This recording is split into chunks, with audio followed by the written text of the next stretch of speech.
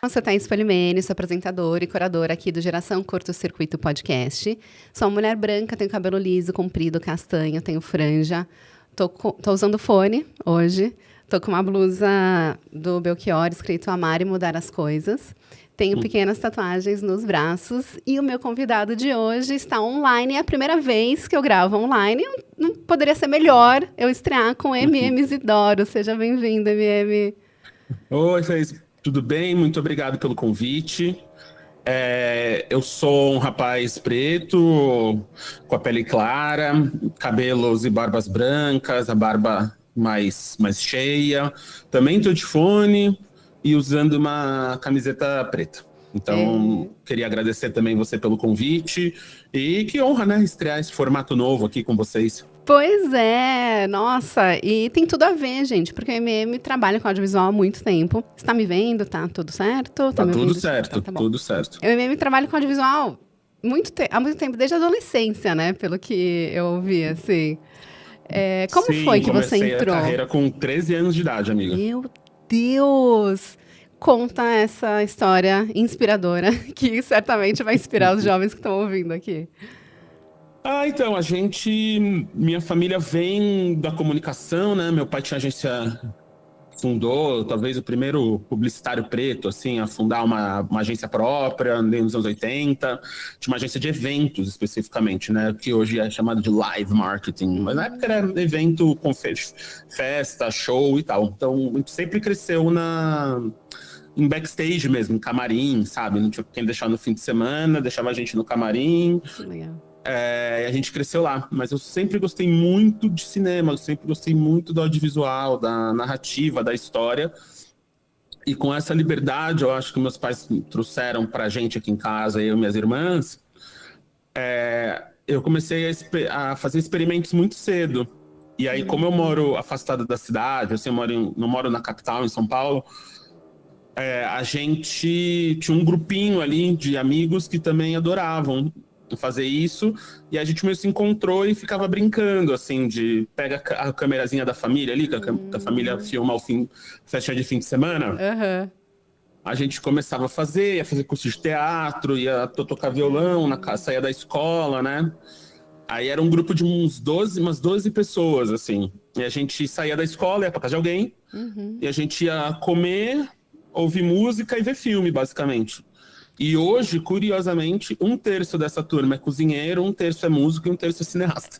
Que Então a gente continua fazendo a mesma coisa que a gente fazia com 10 anos, 15 anos de idade, né? Tá 3 anos de idade, com 40. Então, tipo, não mudou nada. máximo. E aí a gente comecei nesse lugar. Mas aí, até se profissionalizar é um passo, assim. São muitos passos, né?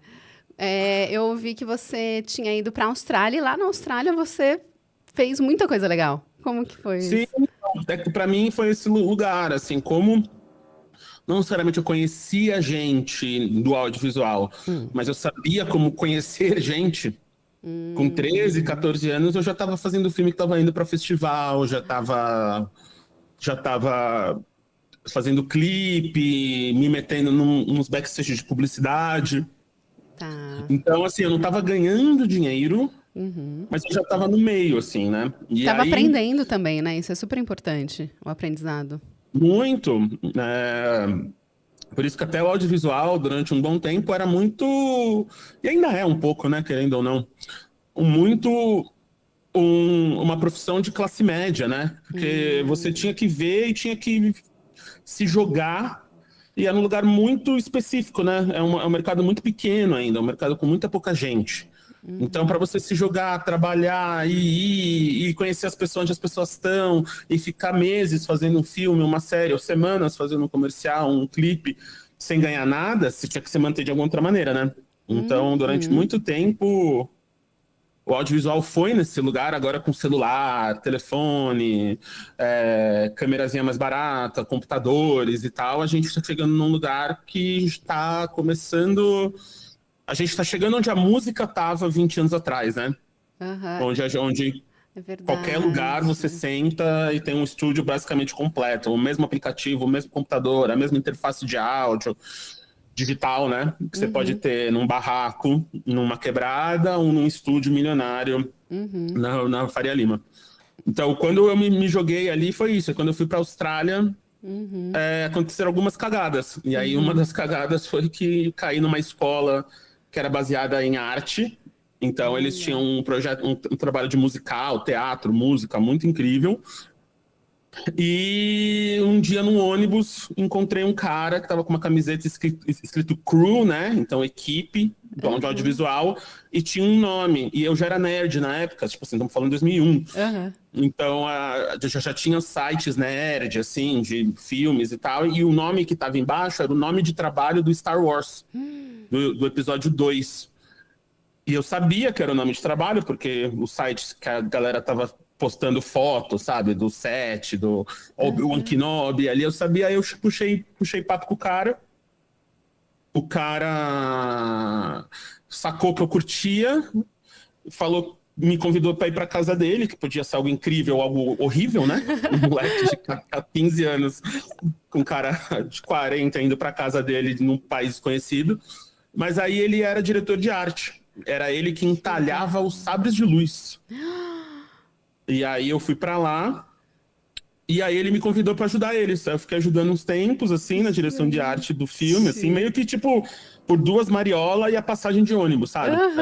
Era 2 horas e meia, assim, entre a casa que eu morava pro estúdio da Fox. Aí eu curti pra caramba,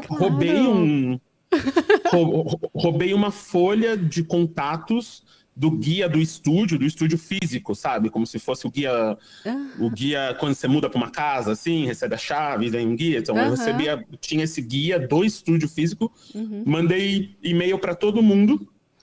Quando eu tô na escola, tô comentando com um amiguinho do, assim, isso eu tô falando no primeiro mês que eu tava morando lá, eu nem conhecia ninguém, assim. Meu Deus! Aí eu tava falando com um amiguinho de carteira. Aí eu falei, já trabalho no Brasil, trabalho com cinema. E ele, meu pai também. Aí eu, que incrível. Aí ele falou, meu pai trabalha na Fox. Aí eu, olha, tava lá essa semana, trabalhando. Conheci lá, ele, que legal. Aí eu falei, aí o professor chamou o nome dele completo. E aí ele falou o sobrenome, Alan. Aí quando ele voltou, assim, que tinha aquela parada meio Harry Potter, sabe? De crédito e demérito, assim. Tá. Crédito pra Grifinória, demérito pra... A gente tinha isso no pessoal, assim, e o professor ficava vendo. E aí, quando o cara voltou, eu falei, por acaso você é filho do Rod? Aí ele, você conhece meu pai? Eu, não, mas eu mandei um e-mail pra ele ontem. Aí, quando eu voltei pra casa, ainda, né, computador, liga no telefone, aquele barulhinho do modem. Aí, quando eu ligo, vem um e-mail, tem um e-mail do Rod, assim, falando, se você quer falar comigo sobre cinema, me ligue nesse número. E aí eu liguei, aí eu fiquei 1 ano trabalhando com o Rod. Gente. E aí era uma época que a Austrália estava com muito projeto estadunidense grande. Então eu peguei a finalização do Moulin Rouge, os pick-ups do episódio 2 de Star Wars e o começo do Matrix 2 e 3. Meu Deus! Aí atuei em novela também, uma malhação. Aí eu fiquei fazendo uma porrada de coisa lá, voltei, aí eu, como o mercado é muito pequeno, já conheci uma galera das 3 produções. Com 15 comecei anos, a fazer né? o curta começou a viajar, aí eu viajava, ligava para um amigo na Alemanha, ligava para um amigo na Espanha, no Japão, na China, na África, e fui ficando. Então, acabei conseguindo fazer filme em todos os continentes do mundo, menos a Antártida. Gente do céu! Foi uma loucura, é por isso que minha barba ficou branca com 18 anos de idade. E como foi ter que esperar, sei lá, 2 anos para fazer faculdade de cinema? Porque você já sabia muita coisa. E aí depois você decidiu fazer cinema, como foi? Eu sabia. Na época tinha aquela lei que se você fosse preso com o diploma, você tinha uma Série cela especial, né? Eu me apoiei muito nisso, assim. Eu falei, em algum momento eu vou precisar dessa cela, eu vou precisar disso, porque não tem produtor... É produtor de cinema, né? A gente, em algum momento, a gente tem que aplicar um golpe. Então, tipo, invadir um lugar que não pode, né? Alguém achar que você tá filmando, assaltando um banco, que você tá com... Então, eu me apoiei muito nisso. Tá. Mas para mim foi muito isso, assim, tipo, acho que mais importante do que a formação técnica, a escola me deu, a faculdade que eu me formei me deu muito o coletivo. E eu sempre acho que é na coletividade que a gente se encontra, né? Fazer network, conhecer gente mais foda que você ou mais velha que você é Sim. importante. Tá. Mas horizontalizar, olhar para o lado e ver as pessoas que estão crescendo com você, que um apoia o outro, Uhum. eu acho muito mais importante muitas vezes, assim, principalmente no começo de carreira. Então, olhar para o lado, assim, ver um núcleo duro ali de pessoas que estavam se metendo. Então, por exemplo, eu entrei na faculdade, no primeiro semestre, eu produzi 3 TCCs. Então, em teoria, eu me formei no primeiro semestre de Sim. faculdade 3 vezes. Então, Aham. aí os professores, o diretor meio que me deu carta branca para eu fazer o que eu quiser, assim. Então, eu pegava equipamento, fazia clipe, meus primeiros comerciais, aí falava pro cliente que eu tinha comprado de segunda mão da faculdade, porque estava, né, com o logo da Aham. faculdade no projetor, no refletor de luz, em 3 tabelas. E aí e o que é legal é isso, assim, então grande parte da minha equipe, hoje eu tô filmando muito menos, mas grande parte da minha equipe, quando eu filmava, era amigos de faculdade. E Uhum. hoje é a galera que tá sendo os líderes de mercado. Então Que eu olho ótimo. para os meus amigos hoje, assim, principalmente, sei Uhum. lá, a equipe técnica, a equipe do Senna, por exemplo, de fotografia, os 2 fotógrafos do Senna são meus melhores amigos da faculdade. Que máximo, Então, entendi. quando eu olho para eles assim, a gente até no começo do ano agora, encontrei com eles, assim, começo Uhum. de ano, aquele papo de amigos, eu falei, olha que louco, amigos, a gente tá eternizando imagens e histórias de ícones, ou Uhum. as nossas histórias que a gente se inspirava lá atrás para fazer o que a gente está fazendo e agora é a nossa vez de fazer. Olha que loucura, chegou. Sim, exato. Agora vocês são a inspiração para quem está começando, né? Uhum. É, e quando eu falo do Cauê, quando eu falo com o Azul, com a galera, o Azul Serra e o Cauê Zilli, que são os fotógrafos, o Theo Popovic, Vinícius Calderoni, Paulinho Uhum. Caruso, tem uma turma assim de moleques que eram da minha faculdade, que a gente ia pro bar, aí eu olhava e falava, mano, que loucura, agora é essa galera que eu já ajudei a tirar do banheiro quando tava passando mal de bêbado, Aham, é a galera sim. que tá ajudando a criar a cultura do século XXI no Brasil, sabe? Tá. E Ótimo. então, e aí para então esse que é o rolê assim de tipo, porque quando os primeiros comerciais deles às vezes fui eu que dei a chance. E Uhum. aí os outros iam fazer alguma coisa e puxavam os outros amiguinhos para escrever, outro para dirigir. Então a gente junto, quando um subia uma galerinha junto, sabe? Uhum. Tá. E só o fato de sentar no bar, ou no restaurante, na sala de casa e poder chorar as pitangas e a É, galera entender e, né, e poder se abrir e jogar e não ter que ficar explicando, e tal pessoa fez isso comigo, ou esse projeto aconteceu aquilo. claro. É, eu acho que.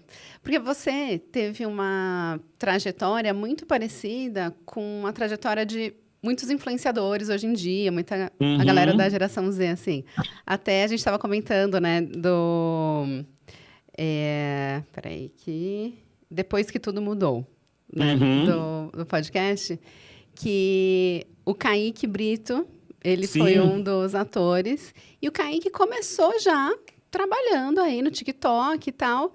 E eu acompanhei quando acho que ele estava meio em dúvida se fazia faculdade ou não, e aí depois ele decidiu, acho que fazer cinema, não é? ele tá fazendo audiovisual ali. Audiovisual, isso.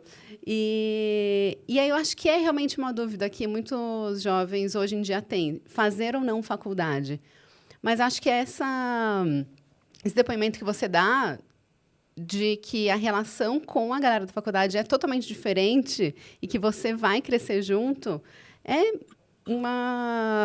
um caminho legal, né, para se pensar. Então, eu falo muito isso, assim, o próprio Vinícius Calderano, que eu já citei, ele tem uma frase que eu uso muito, ainda mais quando tô dando mentoria pra galera, que não é que seja impossível ser feliz sozinho, é que sozinho ninguém é nada. Uhum. E eu penso muito nisso, assim, tipo, de várias vezes as chances que eu tive não vieram porque eu era o melhor, vieram Uhum. porque alguém lembrou de mim primeiro. Ótimo. É. Porque, Você estava sabe, lá. porque eu tava na sala certa, na hora certa. E às vezes eu fiz isso, eu puxei alguém, o próprio Kaique. O Kaique, eu meio, não necessariamente escrevi para ele o papel, mas ele foi a pessoa que desde quando o personagem começou a ficar mais delineado, era meio ele. Tipo assim, eu via uma pessoa muito parecida com ele. Aham. E aí ele começou a vir na cabeça, eu falei, tem que ser ele, tem que ser. E aí na época ainda ele saiu do armário, tava fazendo, então era personagem mesmo, Nossa, né? tudo a ver. E aí eu falei, e aí, topa? Aí tanto que hoje o Kaique é uma pessoa que eu tô muito próximo, tô ajudando, tô dando oportunidade, tô dando projeto, às vezes passo projeto pra ele escrever, pra entender, uns exercícios bem tio, sabe? Tipo, vai lá, escreve essa cena pro tio ler. Porque eu falo, Kaique, você tem tudo pra ser um dos maiores realizadores audiovisuais brasileiros. Muito. Ainda mais nesse novo modelo, assim, que a gente tá. Porque você tá produzindo de uma maneira que eu não sei produzir. Eu não sei entregar os cortes que você entrega, eu não sei pensar como você pensa, e talvez você não sabe pensar como a gente pensa. Então, talvez nesse meio do caminho, você entendendo como a gente fez até aqui, propondo novo, em cima disso, você vai conseguir chegar em lugares que talvez eu não vá conseguir. Então, o que eu puder te ajudar nisso, bora lá. É um complementa o outro, né? Completamente, assim, de tipo, como é que a gente vai? E hoje, eu acho que tem essa parada de fazer faculdade, curso técnico e tal, que é isso, com o YouTube, desde o YouTube, a ChatGPT, a todos esses lugares que te dão cursos livres, né? Que te dão uma formação técnica, cada vez mais acho que o coletivo se torna mais importante, assim, porque quase todas as vezes que eu faço mentoria com a galera, que eu sento para conversar, eu dou muita palestra, vou em muito evento, e eu gosto muito de ir em evento e palestra fora de Rio São Paulo, ou fora do centro de Rio São Paulo, né? Tá. Ir para Quebrada, ir para Minas, Bahia, Norte, vários lugares que eu fui ano passado, principalmente. Várias vezes o que eu converso é isso, a galera tá executando, por exemplo. E aí, a gente executar hoje realmente é fácil, porque qualquer celular é 4K, o microfoninho da Shopee, você vai lá e consegue tecnicamente executar. Mas o coletivo, o sentar, o pensar, o distribuir, o ver, a plateia, é isso que tá faltando. Então, como é que coletivamente a gente começa a resolver isso, sabe? Tá. Não, o coletivo, eu acho que hoje em dia é super importante, tanto que a gente se conheceu em um evento, né, que foi na Soho House, Sim. que foi um bate-papo com os atores de Angola Djanga, que foi o podcast que você dirigiu. E antes da gente entrar nos podcasts, eu queria que você comentasse sobre um filme que você fez de folclore, que é Sim. O Diabo Mora Aqui, é isso? Ele mesmo, já mora né? aqui. O meu sócio, ele estuda folclore, então é um tema que a gente sempre se interessou muito. Como foi que você decidiu gravar esse filme? É um filme de terror, gente, brasileiro, né? Filme de terror que dá pra ver no Amazon Prime, no Prime Video ali. Que legal. Então, por eu morar fora há muito tempo, assim, eu morava no Brasil, mas trabalhava fora, né? O que era pior para muitas situações, que eu ficava 3 meses fora, voltava 1 mês aqui, 4 meses fora, voltava semanas aqui. Por isso que eu tô solteiro até hoje, minha mãe não me deixa esquecer isso. Fica cobrando netos. Exatamente. Mas acho que tem uma coisa que me interessa muito, que é eu volto para cá porque eu acho o Brasil o maior país do mundo, assim, hoje, culturalmente, geograficamente, coletivamente mesmo, assim, as regiões brasileiras são muito foda. Principalmente as pessoas brasileiras são muito fodas. E ao mesmo tempo tem um lugar, e é um lugar que junta a parte de negócios com a parte cultural, que é a cultura brasileira foi a única cultura ainda que não foi apropriada pelo pop mainstream. No sentido de, se eu chego e falo Japão, você vai pensar num lamen, num sushi, num samurai, num Pokémon, num Mario, e aí você vai ter o anime de pessoa preto, vai ter o sushi de goiabada, sabe? Você tem um remix da cultura Aham. É universal. Então você pensa Harry Potter, é o remix da cultura anglo-saxã ali, Itália, os pensadores, a pizza, as pessoas, a música, né? Tipo, uma das grandes músicas que a gente canta no carnaval, que é Pequena Eva ali, é uma música pop italiana.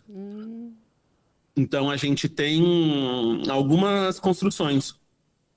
E aí uma parada que eu sempre vi era isso, ninguém conhece o Brasil. As pessoas conhecem pessoas brasileiras e o Verdade. conceito brasileiro. Uhum. Então a nossa cultura é representada por personalidades, seja o Pelé, seja a Xuxa, seja o Ayrton Senna, o Tom Jobim, mas não é a bossa nova, não é o Tá. funk, não é o saci, não é a nossa versão do orixá, que é diferente da versão iorubá. É uma ideia de Amazônia, mas não necessariamente a Amazônia brasileira, Ah, né? Então a gente tem várias construções assim que não foram absorvidas. E aí o Diabo Mora Aqui nasceu muito dessa questão, assim, de como é que a gente consegue pegar um formato pop e jogar dentro o que é nosso. E aí a escolha foi o terror, porque o terror, historicamente, tem um grande consumo externo, fiz uma grande pesquisa, fui para muito mercado, muito festival, falei com muita gente durante alguns anos para levantar esse filme, para começar a pensar no filme, não era nem levantar. E aí eu criei um universo baseado nas lendas urbanas no primeiro momento. Então, tá. quase todos os personagens que você vê no filme têm a ver com alguma lenda urbana do Brasil inteiro. Então, ali a gente vai ter o Negrinho do Pastoreio, tem uma personagem que numa sequência, assim, onde a gente fizer, pode virar a loira do banheiro. Uhum. O Bebê Diabo do ABC, que é uma lenda aqui do Notícias Populares de São Paulo. É o Negrinho do Pastoreio, que tá ali. E aí uma das grandes lendas urbanas, que é o que acontece, que é grupos minorizados terem liberdade e não pagarem pelo trauma colonial e ancestral, assim, sabe? Uhum. Então, assim como depois que tudo mudou,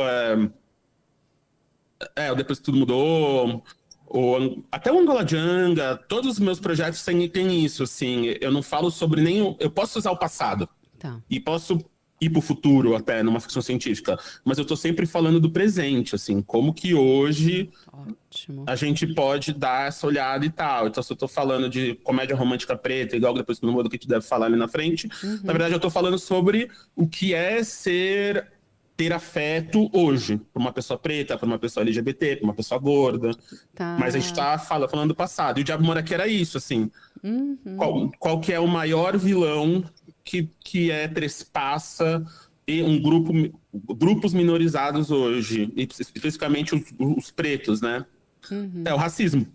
Sim. Então, o vilão, o bebê ali, né? Ele nasce de uma violência racial, uma violência sexual, física, mas a família dele que vem depois tem que ficar matando um antepassado a cada 9 meses. É um spoiler, não spoiler, para quem for ver o filme. A cada 9 meses para. Então, eles têm que cometer uma alta violência contra um ancestral deles para não deixar o mal nascer. Então, é um mal. Mas fazendo isso, eles mesmos promovem o mal, né? Mas no final era isso, tinha que ser massa. O filme tinha que ser um filme de terror Aham. que se você olha tem cara de filme de terror. Aí eu sempre conto essa historinha, que é a historinha do. Eu fiz um filme sem lei de incentivo, fui atrás de dinheiro com investidor, eu fui escrever o roteiro depois que eu levantei o dinheiro, porque eu sabia exatamente quantos personagens eu tinha, quantos dias eu podia gravar. Então eu tinha a história, mas não tinha o roteiro. Aí quando tudo se ajeitou e tal, a gente filmou, a gente passou nos maiores festivais de cinema de gênero, de terror e tal do mundo e tal. Aí quando foi estrear no Brasil e começaram a lançar o trailer, tinha um comentário que era o primeiro comentário, eu acho. Eu não lembro de que canal, se era no Omelete, era algum site de cinema, assim. O primeiro comentário na matéria, do trailer, era: Nossa, estão dublando até trailer agora. Meu Deus. Porque a galera achava que era filme gringo, assim, porque a gente foi pra essa estética, a gente foi de tipo, o filme tem que ter essa cara de filme de terror, tem que ter a estética. Jovens indo pra fazenda transar no dia errado. Como desde que o mundo é mundo tem essa historinha, desde que o cinema existe tem uma versão dessa história. Só que dentro disso tem uma história que a gente nunca viu, que é a história colonialista brasileira, colonizadora, esse trauma ancestral e tal, que isso a gente nunca viu, Exato. e os gringos também não. Então fez sucesso lá fora, porque era um filme que todo mundo tinha visto, com um conteúdo que ninguém tinha visto. Aqui era uma história que a gente aprende mais ou menos na escola e tá ali, só que de um formato que a gente não tinha visto sendo feito ainda. E com orçamento muito menor do que os orçamentos gringos, né? Muito menor que o orçamento brasileiro, assim, tipo... quando eu dirigia publicidade, se me dessem o orçamento do Diabo Mora Aqui pra fazer publicidade, eu ia reclamar. Exato. Pra fazer 30 segundos, e a gente fez 1h20, acho, 1h20 de filme, uns 80 minutos, acho. Então a gente conseguiu fazer e era isso, assim, eram umas inteligênciazinhas de produção, de narrativa, de coisa, pra gente conseguir fazer, porque hoje dá pra fazer. Diferente de quando eu comecei lá atrás. Tá. E assim, lá atrás que eu digo 20 e poucos anos atrás, esse século, ainda era película, ainda não tinha câmera digital. Eu, por exemplo, eu tive que convencer o MEC a deixar eu me formar na faculdade, porque eu fui o primeiro TCC que filmou com câmera digital. E eles... Tipo, era uma câmera minha. E eles não aprovavam, assim. Porque na lei estava escrito que tinha que ter cópia em película e tal. Gente. Aí a faculdade bancou uma parada para película, né? Jogar o digital para película, a gente fez um meio do caminho ali. Isso assim, estamos falando que uma cópia dessa era, na época, 5, 10 mil reais com curta-metragem. Então hoje seria uns 20 mil reais para se formar, sabe? Mas aí, como eu causava na faculdade, o diretor queria muito que eu fosse embora, não queria me bombar, aí ele foi lá e pagou pra gente se formar. Gente, olha só, então você foi pioneiro aí na cópia digital, então, né? a gente tá sempre tentando descobrir maneiras de fazer. Então, eu já fiz, tem um filme que se chama Maré, que é um filme que a gente fez tudo com iPhone. Então, é um musical, e eu fiz logo depois de Diabo Mora Aqui, e aí eu queria fazer um filme pra mim, assim, um filme que eu queria que fosse uma grande brincadeira.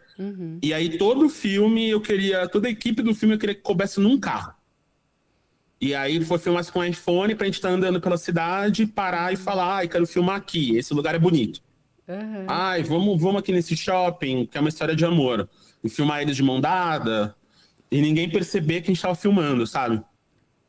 Então era isso, era o casal de atores principais, o fotógrafo e o som direto, né? Quem tava captando os diálogos. E era isso. O filme inteiro a gente fez isso. E aí a locação foi Airbnb, vários dos transportes foi Uber. E aí parece um filme de cinema, mas a gente filmou com um iPhone 7, sabe? 6S, uma coisa dessa, assim. Nossa, e tá disponível pra assistir? Tá em vários lugares, assim. Esse eu dei de graça, então acho que tá no Facebook, no YouTube. O Amaré é tudo junto. E por falar em Amaré, vamos falar do Amarelo Prisma. Gostei, hein? Você foi diretor, gente, desse projeto. Fui. Nossa, é muito reconhecido, né, do Emicida.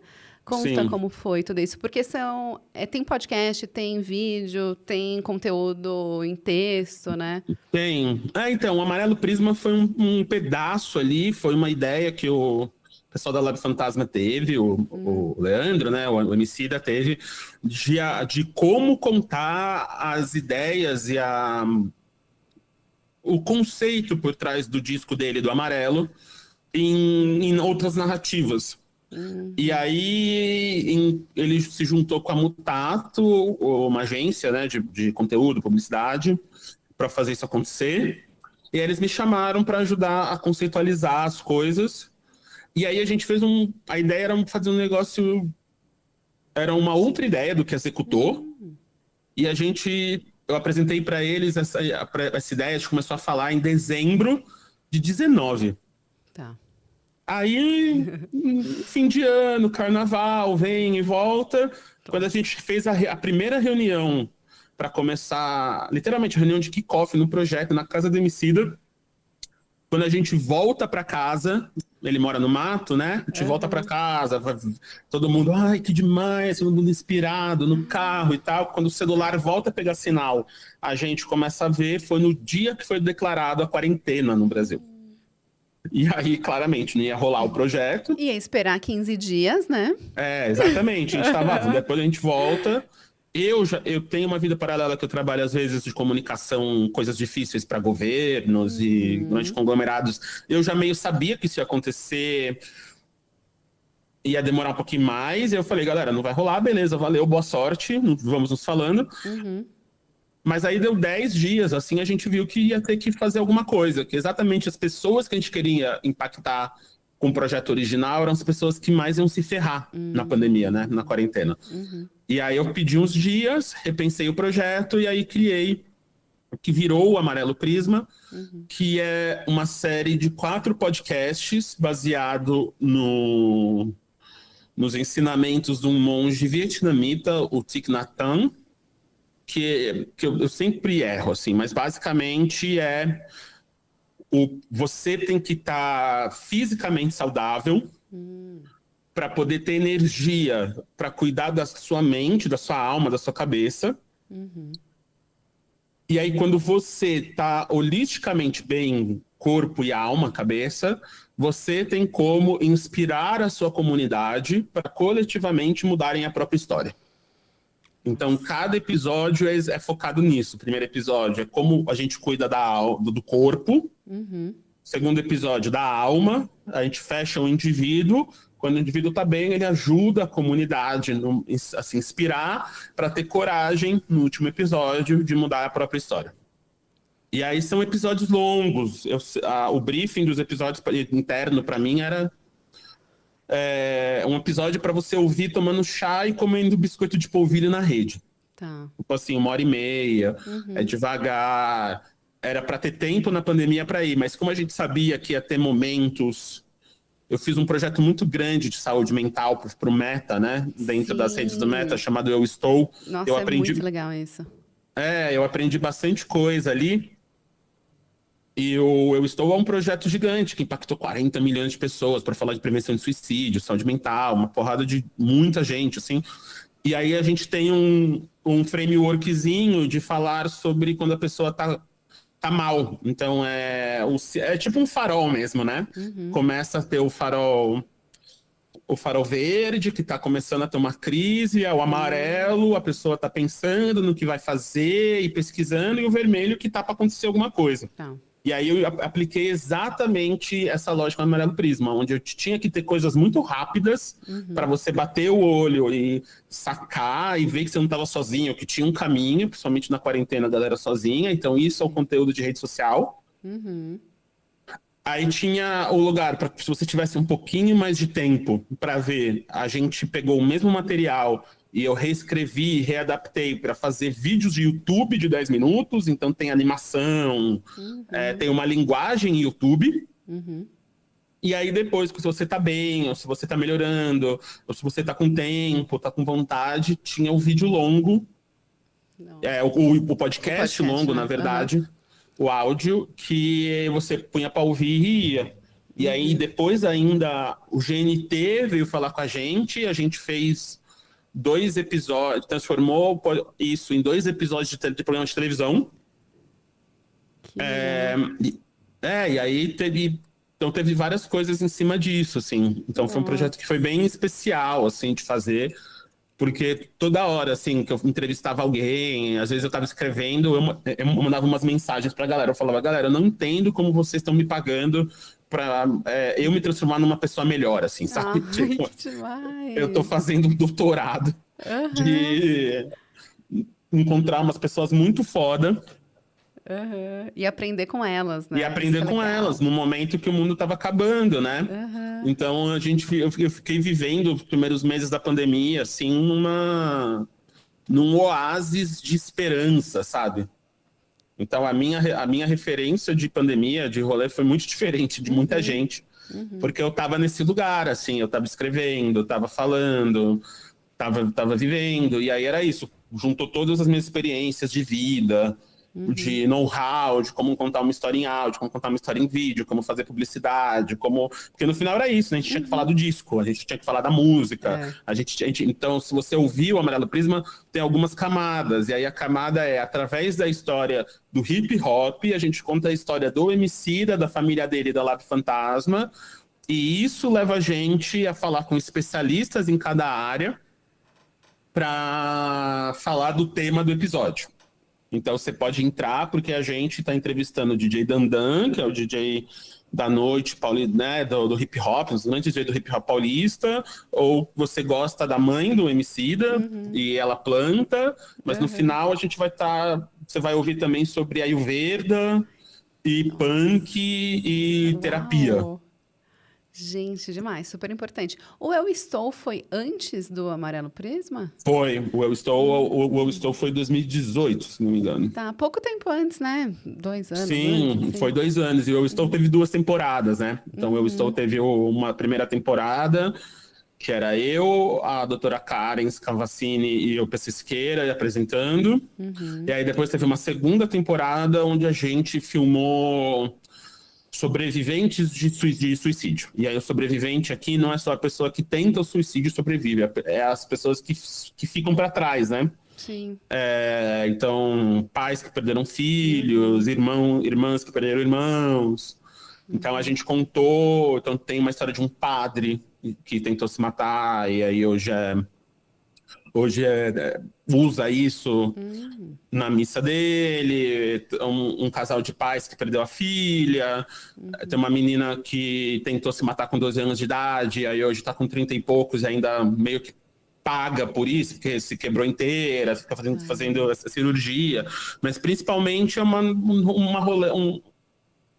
no final é sobre que tipo, você não tá sozinho, o pensamento que você tá tendo não é só seu, muita gente já teve e tem como sair dele, ou se tem alguém próximo que passou por isso, tem como sobreviver a isso, sabe? A esse sentimento de perda e de dor. Então a gente foi falar muito sobre isso.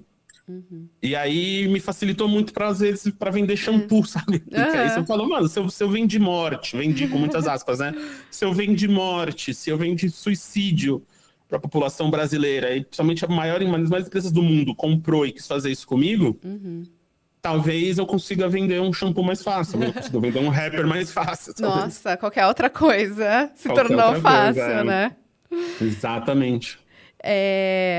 E aí, falando em podcasts, você sempre consumiu podcast? Porque hoje você atua bastante, né, com isso. Sim, em podcast foi minha base criativa, assim, eu diria, nos últimos anos.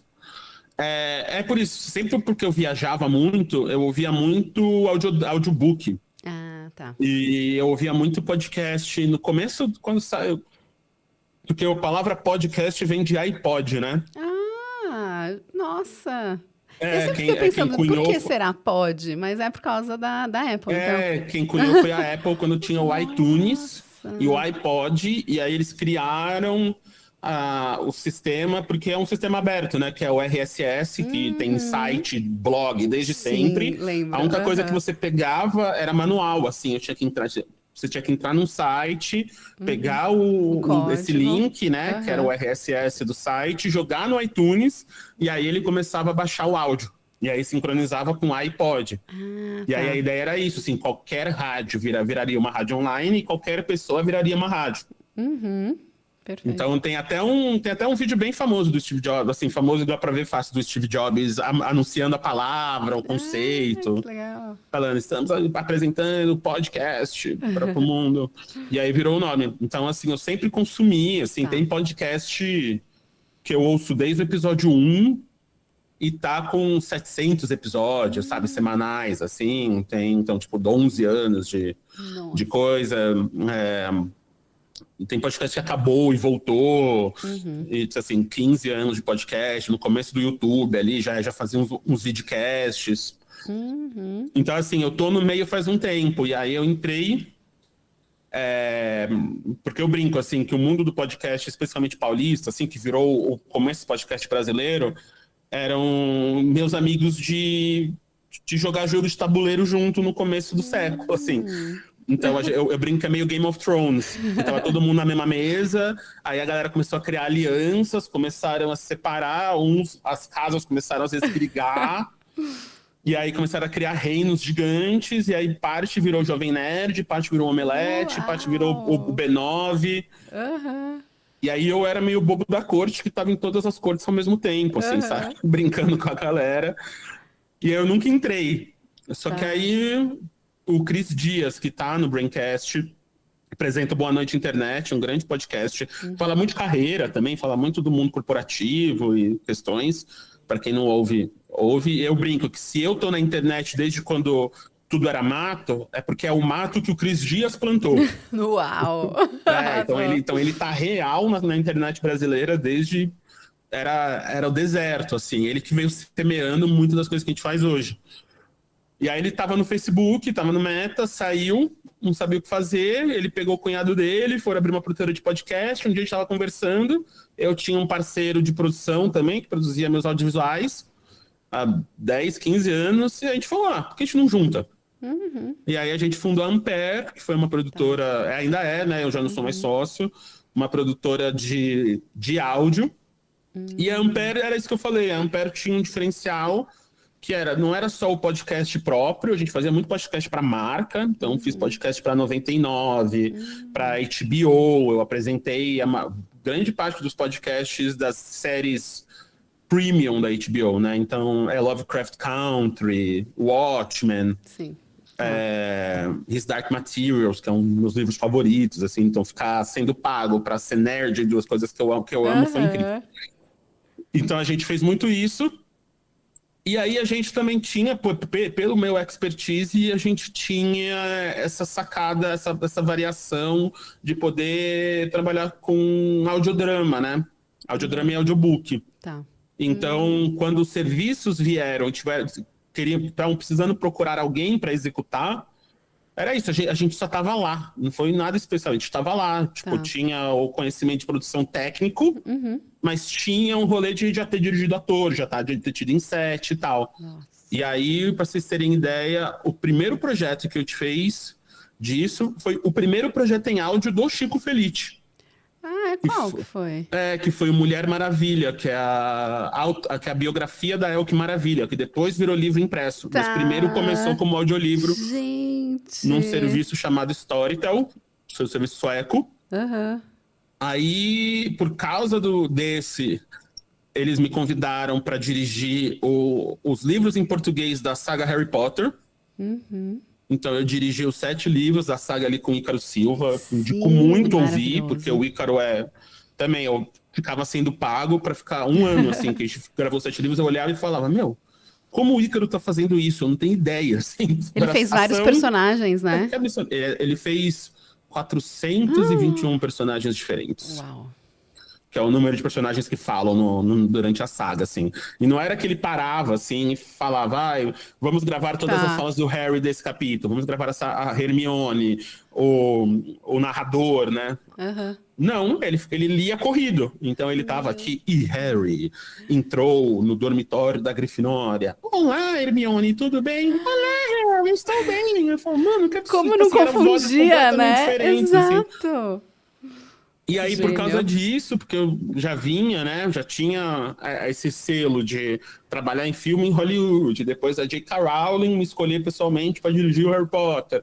Quando começou o movimento de ficção no mercado, a gente chegou lá razoavelmente fácil, assim, né? Tipo, num lugar de... Quando a Globo abriu o departamento deles, a gente fez esses 2 projetos com eles. Aí, quando...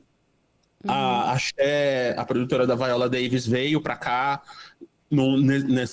nesse acordo que eles têm mundialmente com a Audible, quando a Axé tinha o direito do Angola Janga, e aí a Viola, os sócios dela vieram falar com a Ampere, e aí me escolheram para dirigir o projeto para eles. Nossa, que foi maravilhoso, uma ótima escolha. Obrigado. Então, assim, é muito que eu falei, assim, tipo... Talvez, por exemplo, o Angola Janga é um projeto que talvez eu queria mais ter ajudado a levantar e não necessariamente dirigir.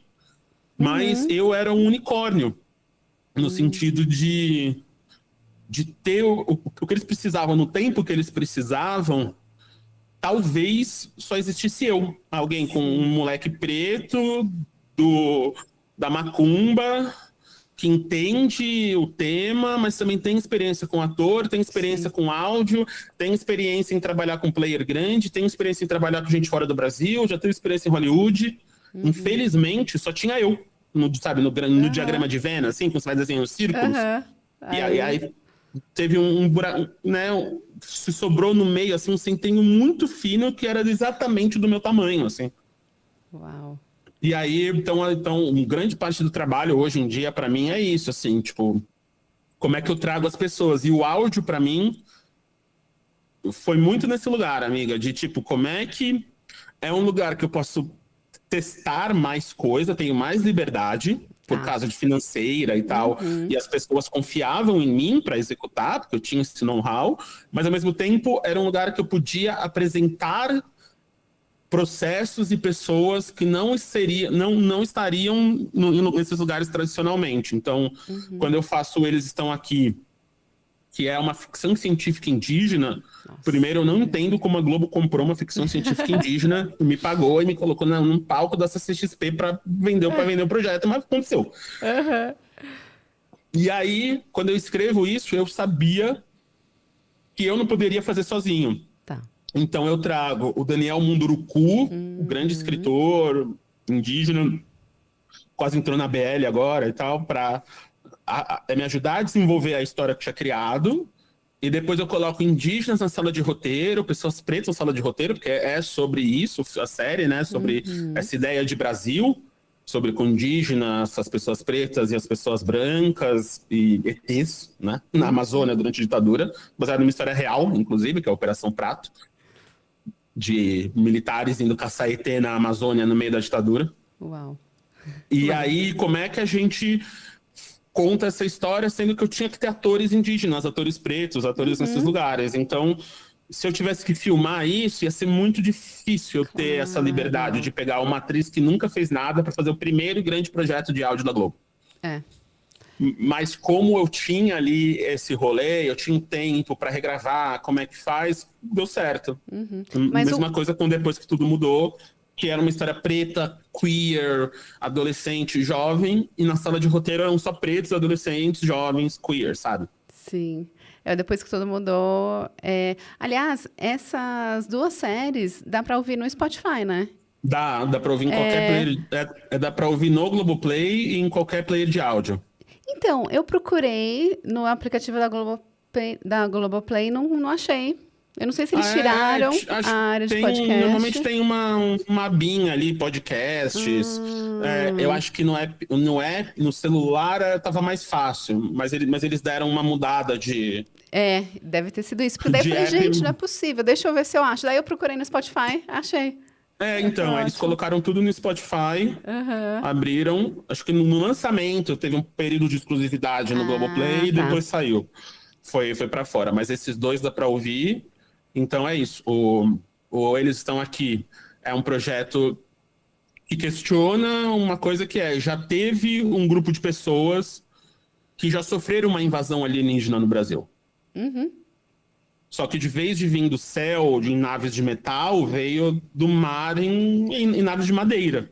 Maravilhoso. 525 anos atrás. Então o que acontece se tem uma menina, a única sobrevivente do povo dela, durante basicamente campos de concentração, né? Uma história que a gente também não conta, dos indígenas indo para reformatórios e tal, e teve um genocídio indígena muito grande durante a ditadura. Então, o que acontece é que essa menina foge de um reformatório e ela descobre que está tendo um ataque alienígena de naves vindo do espaço sideral na região dela, e os militares estão lá também. De qual ET ela tem mais medo? O que vem do céu ou o que usa farda? Porque para ela os dois são ETs que querem a mesma coisa. Nossa. E aí a série nasce a partir disso. E o Depois que Tudo Mudou é basicamente a série que eu queria ter ouvido quando eu tinha 15 anos de idade. É assim, maravilhoso. Nossa, me emocionei ouvindo, é lindo. Então, tanto que quando eu acabei de editar, essa eu fiz questão de editar assim, acabei de editar, eu chorava copiosamente, Não assim, falava, é? por Muito. que eu não ouvi isso? Mas que bom que fui eu que escrevi, mas que droga que eu Aham. não ouvi, seria tão mais, a vida talvez seria melhor, mais fácil. Mas é uma série sobre afetos, é uma série sobre afetos pós-pandêmicos, Uhum. especificamente, onde é um menino que muda de Goiânia para Salvador e foi importante para a gente sair do centro, né, ir para o Nordeste, mas Ótimo.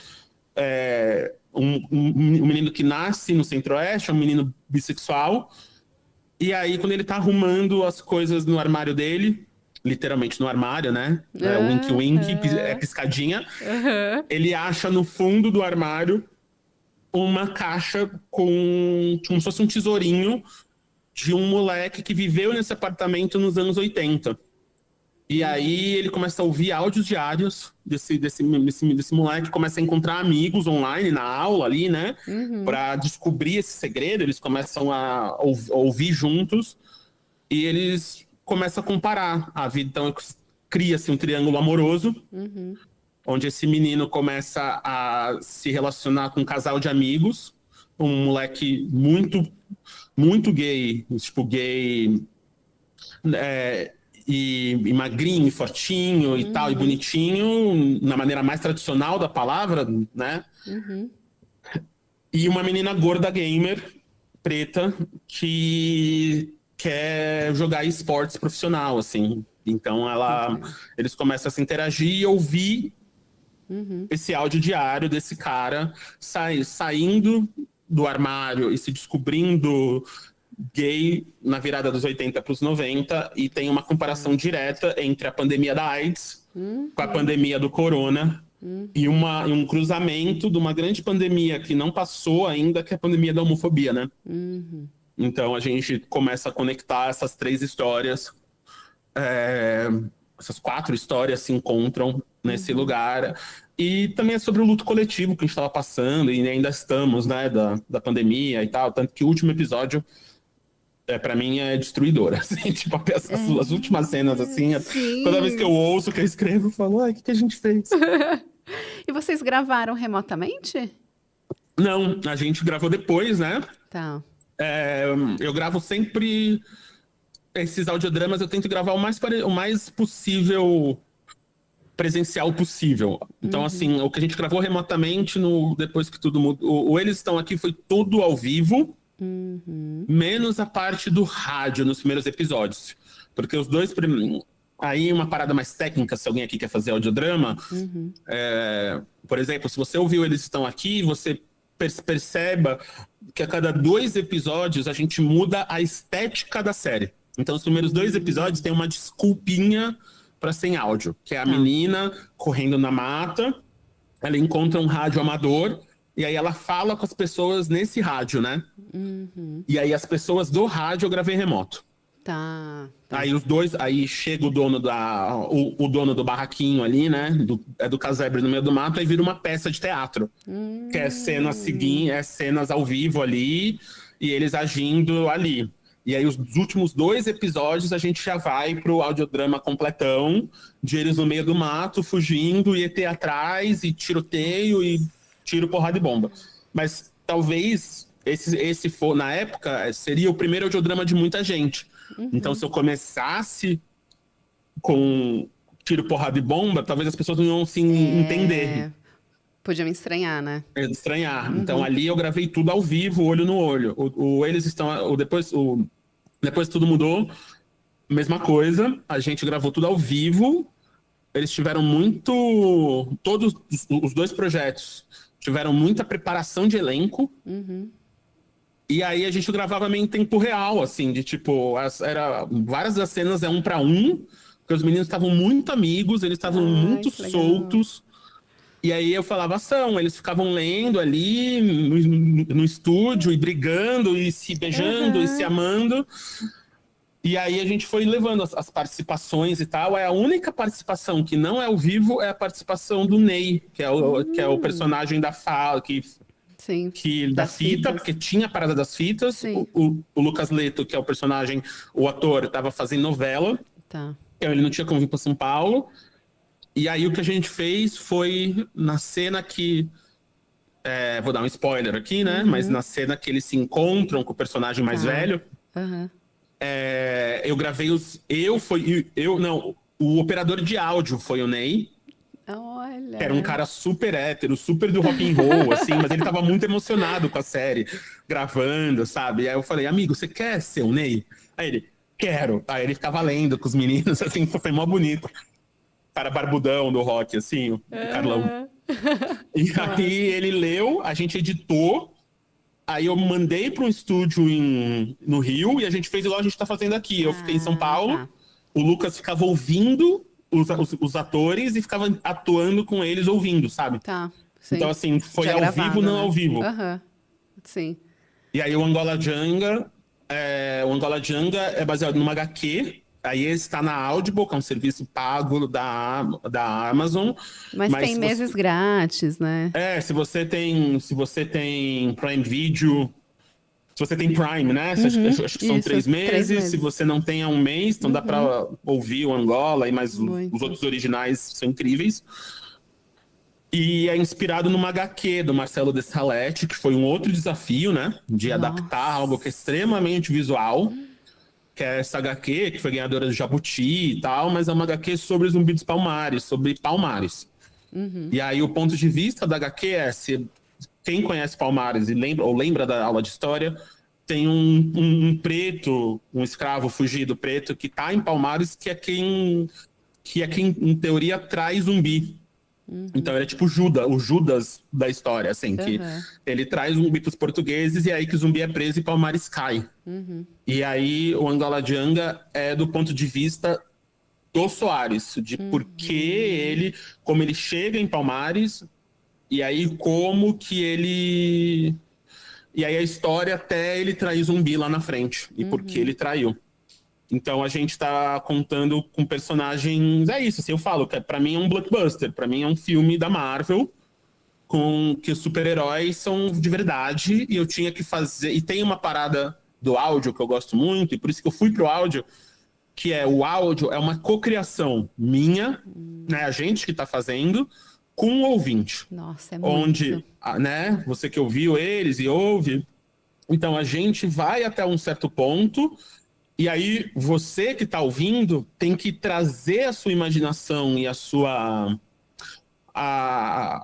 bagagem mesmo, imagética, cultural, narrativa, para encontrar a gente e criar as imagens que a gente está te mostrando, assim. Então, eu estou projetando direto imagens na sua cabeça, mas quem está renderizando, quem está transformando em realidade é você com sua referência. Nossa, que legal isso. Então, quando eu falo, olha um disco voador, provavelmente todo mundo que está ouvindo aqui... Já imaginou um disco voador, mas se você viu Arquivo X, é um disco voador. Se você viu Star Wars, é outra nave espacial. Se você viu Chapolin, é outro. Se você é fã do ET Bilu, é outro. Mas todo mundo viu a sua versão, então fica muito pessoal. E ao mesmo tempo, isso faz com que a gente trabalhe com o maior departamento de efeito especial que existe no universo, que é a imaginação das pessoas. Então, o meu trabalho é fazer você imaginar e te dar as ferramentas para você imaginar aquela cena. Então, o meu grande trabalho é isso. Então, se Zumbi e Dandara estão guerreando contra um exército de centenas de portugueses querendo invadir Palmares, tem outras centenas de pretos, indígenas, e todo mundo que morava em Palmares lutando, mesmo sendo só Zumbi e Dandara falando, você tem que ver uma batalha campal no meio de Alagoas. E a gente consegue. Porque que bom. Que bom que deu certo. É você que tá falando, hein, gente? Não sou eu. Sou o público. As atrizes são ótimas, os atores incríveis, mas tudo porque a direção, que no caso é a MM, conseguiu extrair isso, né? A direção, claro, né? Toda a equipe. Deu muito para perceber, porque eu tinha ouvido primeiro as atrizes falando sobre como tinha sido gravar, e eu não conseguia imaginar, né, como tinha sido. Quando eu ouvi, eu falei, é disso que ela estava falando. Porque daí eu consegui enxergar aquela luta, ela gritando, e Gente, foi maravilhoso. É, por causa disso, porque é isso, assim, o que eu falo muito pros atores, já virou meu bordão, assim, para várias vezes trabalham comigo, se o ator acha que tá exagerando, ele tá errado, porque ele tem que ter certeza. Tá. Então, assim, a gente tá num registro que é um registro de radionovela de 100 anos atrás, assim, não é nada naturalista, não é nada real. Então, porque é isso, assim, se você é o vilão, você tem que falar num lugar quase estereotipado, que eu tenho que ver você com o bigodinho, sabe? Passando cera no bigode, falando: Boa. vou te destruir, herói. É quase nesse lugar, assim, que você tem que ir, porque é isso, eu não sei qual que é a sua referência, se você leu Macbeth ou se você só viu a novela das 6 Sim. na sua vida, sabe? Aham. Então eu tenho que te dar esse ferramental, e aí junta com...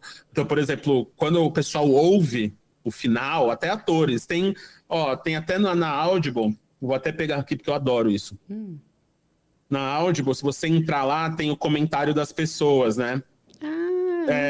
Assim, as pessoas colocam um comentário, aí tem um comentário que eu amo. Deixa eu pegar aqui ao vivo para vocês, que é o primeiro comentário que tem. Cadê?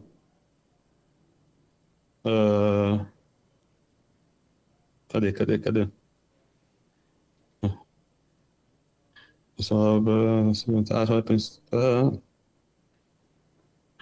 Ai, não tá aparecendo aqui para mim, mas Será que pra mim basicamente era aparece? Deixa eu o ver. ator.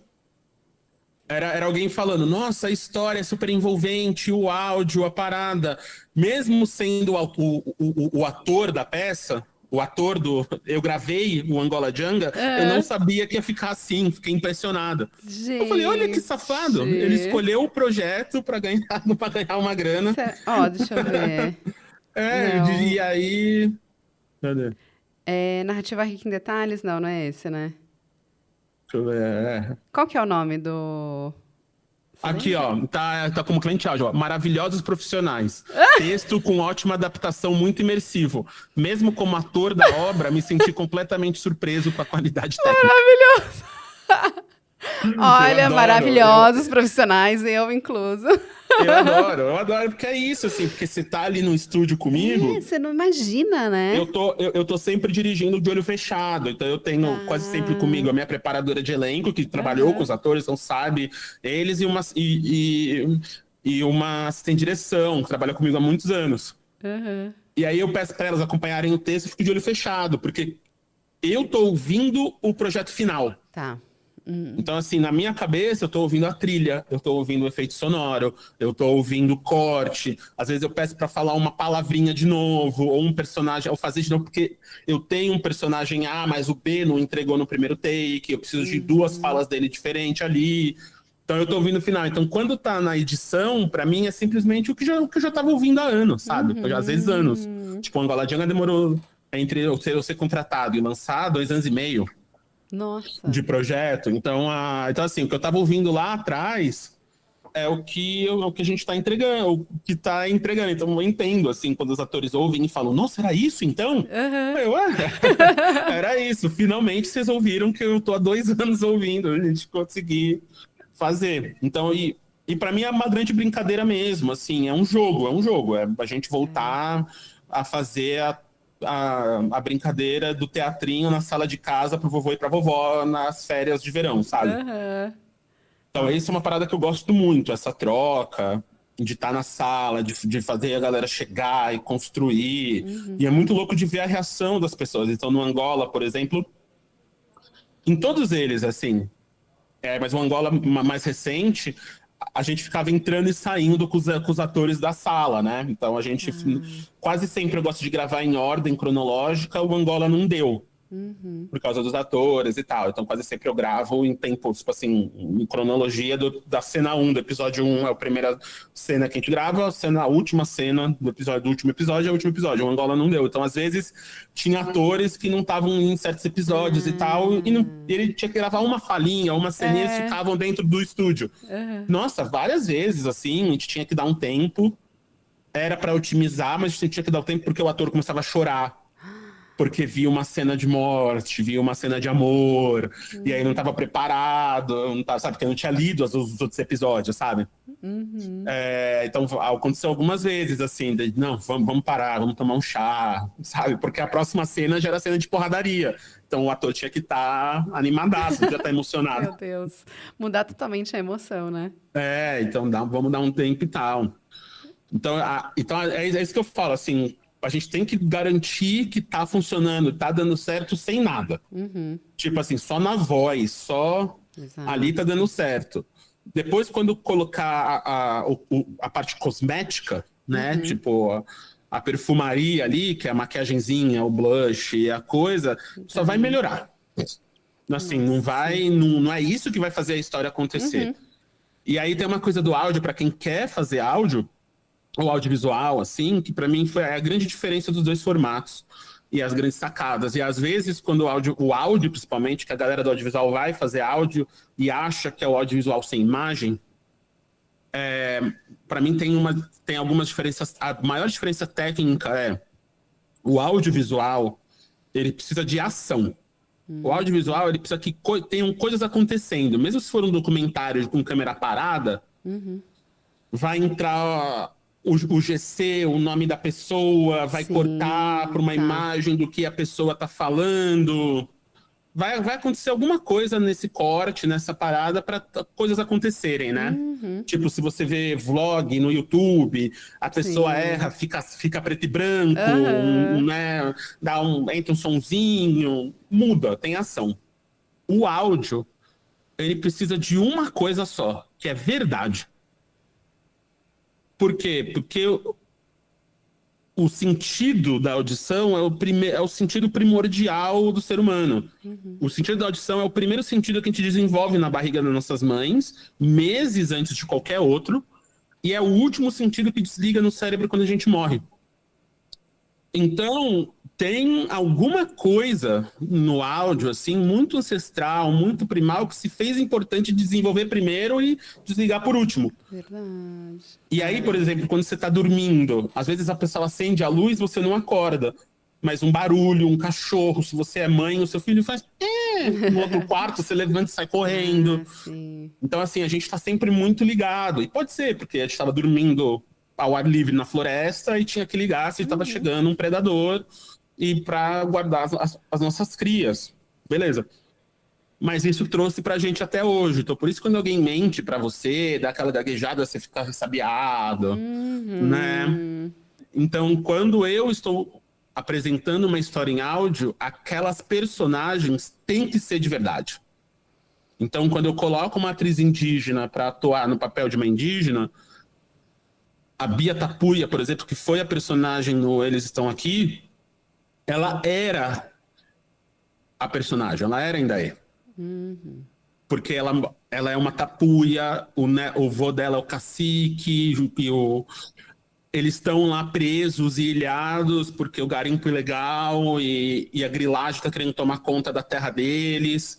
Então, toda vez que ela falava disso, talvez ela não atuasse da maneira mais correta, tecnicamente falando. Só que ela não estava mentindo. Sim. Era ela, né? Porque era ela. Quando ela fala da aldeia dela, da etnia dela, na série, ela tá falando dos Tapuia no norte do Pará. Tá.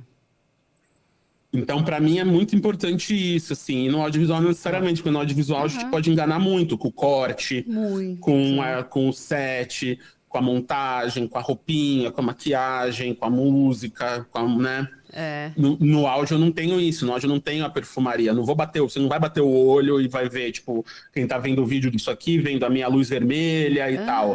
Se eu quisesse passar uma outra sensação, eu colocaria a luz roxa, eu estaria com uma roupa colorida. Sim. Então tudo isso aqui é uma construção que a gente faz para passar um sentimento para as pessoas. No áudio não tem isso, né? Exato. O audiovisual permite muitas outras coisas, né?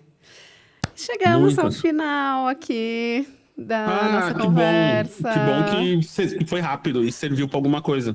Queria muito mais. Nossa, você tem muita coisa para falar, mas eu acho que nesse começo já deu para você orientar muita gente que tem interesse em audiovisual. E eu acho que, principalmente, perceber que o áudio, por exemplo, o podcast, é uma opção para, de repente, começar a fazer algum projeto, né? Então, quando eu pego gente para criar, para finalizar aqui, o que eu tô falando muito pra molecada eu tenho em mim quase uma certeza que o audiovisual tá na sua época da escrita cuneiforme, assim, a gente tá lá, quando você faz um filme, o cinema foi inventado, né, a primeira projeção de cinema ali é dos irmãos Lumière, no Grand Café em Paris, em 1896. Então a gente está com 130 anos de cinema. E não mudou nada. A gente está fazendo filme igual os Lumière fazia, igual o Vertov fazia na Rússia, igual o Méliès, um dos meus mestres, fazia em Paris em 1902 ali, aqueles filmes da Lua, quem assistiu o Hugo Cabret, ou leu o livro do Hugo Cabret, tá ligado? Filme do Scorsese. Então a gente está fazendo isso há 130 anos. Eu acho que o audiovisual, igual a gente acha de literatura, igual a gente vê uma pintura, sabe? E fala, isso aqui é uma obra-prima, isso que é pintura. A gente teve centenas de anos entre o primeiro Homem da Caverna pegar alguma coisa e pintar na parede e os mestres do renascentismo pintarem as obras dele, sabe? Então, assim, pra molecada que tá hoje, hoje eu acho que é o melhor momento histórico para produzir. Só que é o pior momento histórico para ser um profissional da área. Então, assim, porque é isso, a gente está num momento de mudança. Então, se a gente entrar para fazer cinema clássico, talvez o que vai valer daqui a um tempinho é videogame, é cinema interativo. É muito próximo. Se a gente tem que fazer televisão, você vai ter que pensar em streaming, que é parecido, mas é outro formato de entrega de história, de contratos, de pagamentos. A gente está pensando em visual, mas o que está rolando é áudio. Então, assim, é o melhor momento porque tudo isso você pode experimentar na sua casa hoje. Exato. Se você tem um celular de 5 anos para cá, e nem é o melhor celular, não é o iPhone Mega Pro, Max e tal. Cara, um celular de 500, 600, 700 reais já vai te dar praticamente todas as ferramentas. Tem um microfone direcional embaixo, tem uma câmera, tem o CapCut para editar, tem os aplicativos de edição de áudio, de som, dá para subir no Spotify de graça, no YouTube. Então, para testar, para brincar, para ir, tal qual Kaique, Walter Regi, até o MrBeast, os irmãos Neto, grande parte dos produtores audiovisuais brasileiros, e aí uma outra discussão profissional de o que é o audiovisual brasileiro, né? Que talvez não é só o Eles Estão Aqui, mas também é o vlog do Felipe Neto. Então, assim, hoje a gente tem uma gama muito grande do que é. Talvez fazer um Reels seja o equivalente, na minha época, a fazer um clipe para passar na MTV. Exato. Né? Mas a gente, muitas vezes o mercado não fala disso, não vê isso. Então, para quem está querendo começar, entrar, estudar, é a parada que eu sempre falo, assim, faz. Eu brinco que se eu fizesse uma escola de audiovisual, a escola ia durar 2h30. A gente ia chegar, se apresentar, eu ia dar play no filme Campo dos Sonhos. Que é um filme dos anos 80 sobre um cara que constrói um campo de beisebol na plantação de milho dele, no interior dos Estados Unidos. E tem uma grande frase ali que ele ficou ouvindo, que é: construa e eles virão. E aí, acabar o filme, eu ia passar por pessoa perguntando, entendeu? Se a pessoa perguntasse o quê, tinha que fazer um curso de novo, voltar no dia seguinte ao filme de novo.